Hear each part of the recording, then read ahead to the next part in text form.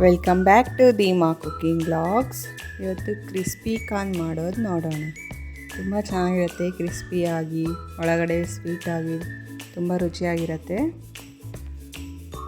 ಒಂದು ಪಾತ್ರೆಯಲ್ಲಿ ನೀರು ತಗೊಂಡು ಸ್ವೀಟ್ ಕಾರ್ನ್ ಹಾಕ್ಕೊಂಡು ಕುದಿಸ್ಕೋಬೇಕು. ಸ್ವಲ್ಪ ಸಾಲ್ಟ್ ಹಾಕ್ಕೊಂಡು ಚೆನ್ನಾಗಿ ಕುದಿಸ್ಕೋಬೇಕು. ಒಂದು 3 ಮಿನಿಟ್ಸ್ ಕುದಿಸಿದ್ರೆ ಸಾಕಾಗುತ್ತೆ. ಕುದಿಸ್ಬಿಟ್ಟು ಸೋದಿಸ್ಕೊಂಡು ಇಟ್ಕೋಬೇಕು. ಈ ಥರ ನೋಡಿ, ಈ ಥರ ನೀರೆಲ್ಲ ನೀಟಾಗಿ ಇದಾಗಬೇಕು. ಈಗ ಒಂದು ಬಾಣಲೆಗೆ ಆಯಿಲ್ ಹಾಕ್ಕೊಂಡು ಬಿಸಿ ಆಗೋಕ್ಕಿಡಿ, ಕಾಯೋಕ್ಕಿಡಿ. ಇದಕ್ಕೆ ಒಂದು 2 tablespoon cornflour, 1 tablespoon maida, ಸ್ವಲ್ಪ pepper powder, white pepper powder ಮತ್ತು ಖಾರದ ಪುಡಿ ಹಾಕ್ಕೊಂಡು ಚೆನ್ನಾಗಿ ಮಿಕ್ಸ್ ಮಾಡ್ಕೋಬೇಕು.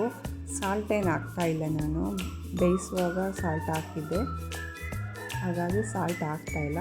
ಇಷ್ಟು ಕೋಟಿಂಗ್ ಆದರೆ ಸಾಕಾಗತ್ತೆ. ನಿಮಗೆ ಈ ಥರ ಕೋಟಿಂಗ್ ಆಗಿಲ್ಲ ಅಂದರೆ ಇನ್ನೂ ಸ್ವಲ್ಪ ಕಾರ್ನ್ಫ್ಲೋರ್ ಹಾಕ್ಕೊಂಡು ಮಿಕ್ಸ್ ಮಾಡ್ಕೊಳ್ಳಿ. ಈ ಥರ ಆಯಿಲ್ ಫುಲ್ ಕಾದಿರಬೇಕು ನೋಡಿ. ಈಗ ಸ್ವೀಟ್ ಕಾರ್ನ್ ಹಾಕ್ಕೊಂಡು ಫ್ರೈ ಮಾಡ್ಕೋಬೇಕು.